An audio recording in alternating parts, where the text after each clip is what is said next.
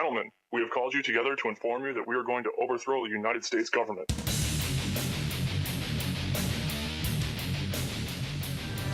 Ladies and gentlemen, thank you so much for joining us on this May 1st, 2015 global transmission.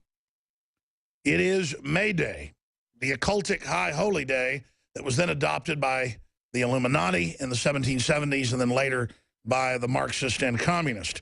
And coming up at the bottom of the second hour, I'm going to take a few minutes out to break down the history of May Day for folks out there. In the meantime,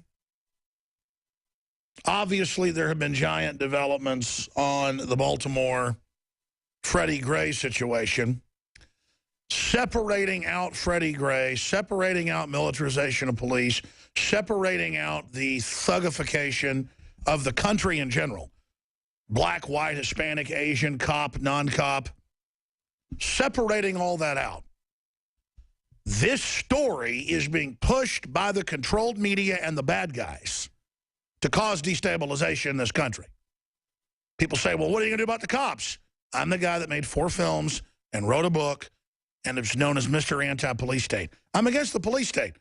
That doesn't mean I'm against the police, because I understand the State Department Memorandum 7277 that's been out since 1962, the UN UNESCO General and Complete Plan for Total Disarmament of the people, then the states and the police, then the feds, with only the UN being armed.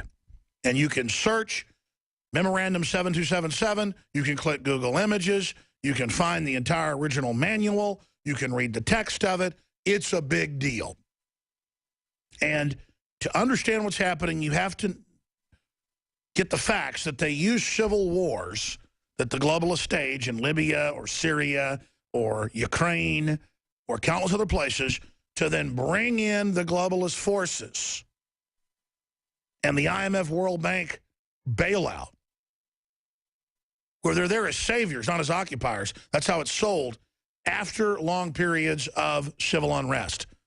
And again, if you just Google State Department Memorandum 7277, you can click on up in the upper corner there, the blue version. That is the original version right there. And they've got the entire scans online for folks that want to read it. The United States Program for General and Complete Disarmament in a Peaceful World. This is official policy. You see right down there in the images, guys, where it shows the UN helmets? See the helmets there underneath the UN symbol? There's a block of... right there, see? And it goes through. The U.S. has its troops phased out. Russia has theirs phased out. Every other power has their troops phased down, including their police. And then the peacekeeping machinery, the UN forces, their helmets get bigger. They build up while we build down, to use the Orwellian Pentagon term for reducing the military. So the old-timers saw this, heard all this, went crazy, warned everybody. We've held it back a long time, but it's now here. And Michael Moore is gone public. We have video of it. It's up on Infowars.com. I told you this was coming last week and yesterday.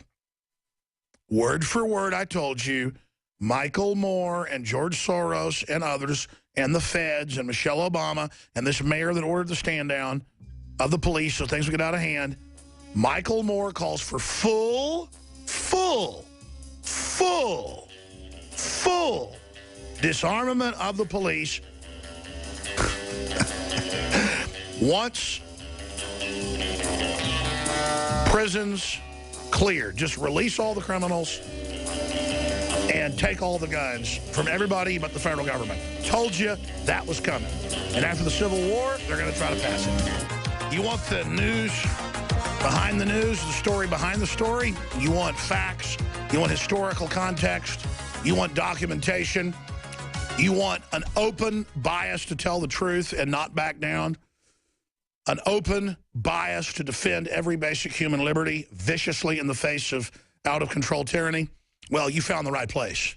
I'm Alex Jones, your host. Jakari Jackson is our only guest today. joining us from Baltimore, Maryland in the aftermath of huge new developments, along with Joe Biggs. I had some other guests, but we have moved them to next week because there is just so much to cover. Before I go any further, all the pieces have clicked together. The battle plan, the globalist destabilization program, all of it is exactly as we basically predicted.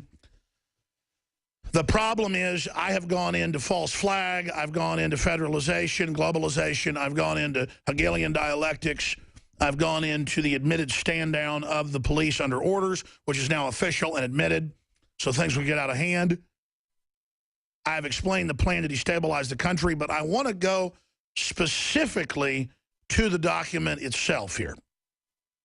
Then we're going to open the phones up. 7277, State Department Memorandum and Public Law 7277. You can go to Scribs, you can go anywhere. I'm posting the whole document with the scans, the original document that was not passed by Congress, but was implemented by the bureaucracy under the UN treaty with UNESCO. 1961 became public law via executive action, 1962. Freedom from War, the United States Program for General and Complete Disarmament in a Peaceful World. Department of State, Disarmament Series 5. Office of Public Services, Bureau of Public Affairs. In it, they have the graphs that show the U.S. military being phased out, every other world army being phased down to zero, and a giant UN global peacekeeper force based in The Hague taking conscripts from every country, from every district. No, I didn't get this from the Hunger Games. The Hunger Games got it from this. The white uniforms, everything. It is right out of Star Wars. Because this is all art imitating life, the big empire. And the United Nations said on July 7th, 2000, that they wanted to have the Office of UNIDIR, the Small Arms Disarmament Bureau, move to have the complete abolition of civilian ownership of firearms because civilian ownership of firearms threatens the legitimate power monopoly of the state. That's an exact quote. Civilian ownership of firearms threatens the legitimate power monopoly of the state. It's a very true statement except for one word, legitimate. There's nothing legitimate about a power monopoly unless you want to live in North Korea or Nazi Germany or Maoist China or Soviet Russia. Now, I said, and I just got chills, and I don't just say that as an effect. I mean, I get chills when we talk about this because it's all happening. I said yesterday, and I said the day before, and I said 2 weeks ago before I left town for 5 days, that you would then hear the White House and Michael Moore call for the complete disarmament of local police departments unless they go under total federal control. This is the 7277 plan. First, they disarm the people. Then they disarm the police, the state police, the local police, except for special paramilitary special event police that are the new Praetorian Guard. And then they serve under the UN. That's why Austin police, D.C. police, New York police are all in these international exchange programs.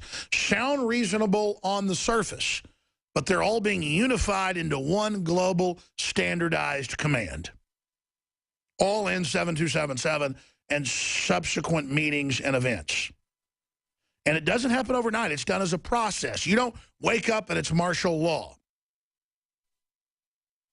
You don't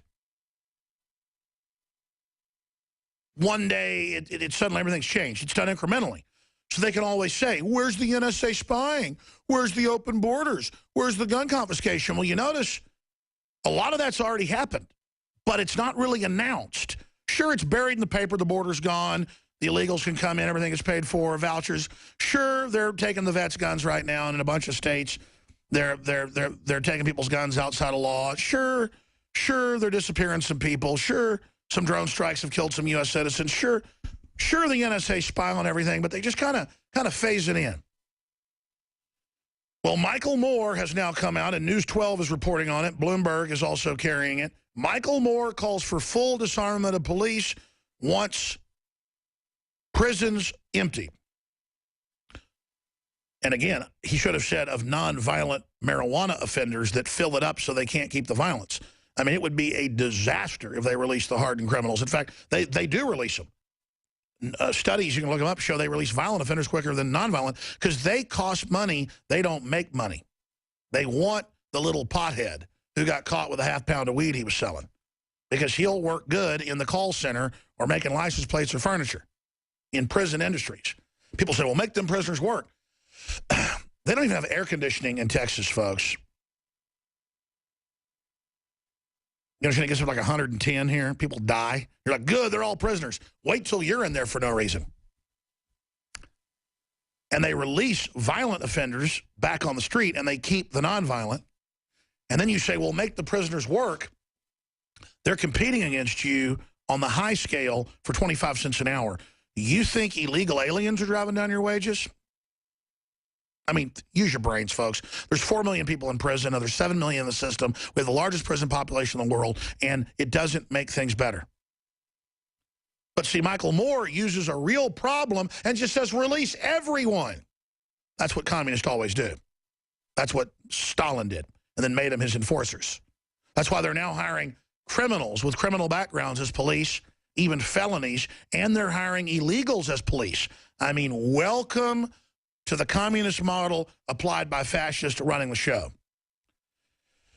So Michael Moore calls for full disarmament of police, wants prisons cleared. He turned to Twitter Thursday morning to voice his demands. We have video of a newscast where they read the tweets to society in the wake of civil unrest in Baltimore. We're going to go over some of those in a moment. We're going to play a newscast that breaks that down. But understand, you've got the White House saying that's the police's fault. They're going to federalize them. You've got the mayor basically saying that. And now Freddie Gray's death has been ruled a homicide. Officers face charges. Some witnesses in the paddy wagon say he was beating his head against the wall. Who knows if that's true? Others are saying that they were beating him. I mean, are there bad cops? Could they have killed him? Could they have covered it up? Absolutely.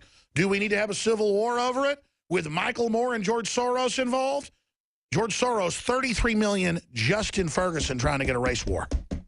This guy just overthrew Ukraine a year and a half ago, pulling the same garbage, playing two groups off against each other, Catholics and Orthodox.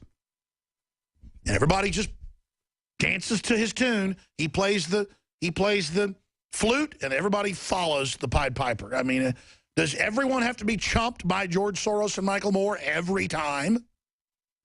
It's just insane.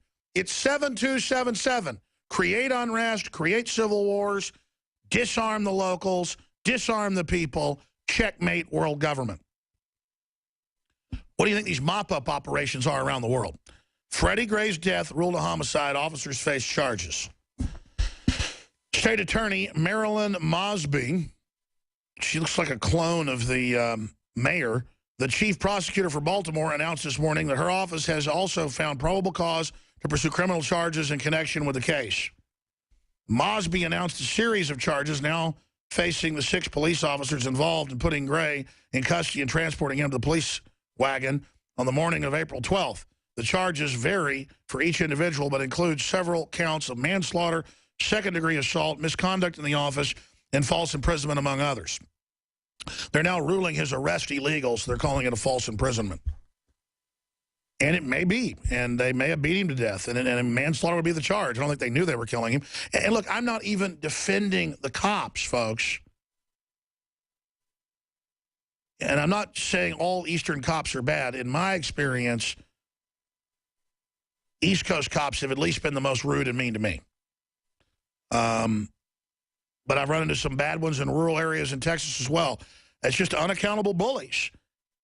Some departments aren't like that. But the federal culture has been pushing them in this direction, giving them the armaments, driving the phony drug war, incarcerating the peaceful people, giving them this killer training, turning them from peace officers and guardians of the Republic more and more into these attack dog enforcers. And then they sit back and watch the fire they started consume the country, hyping every event up, even though police violence is actually flat.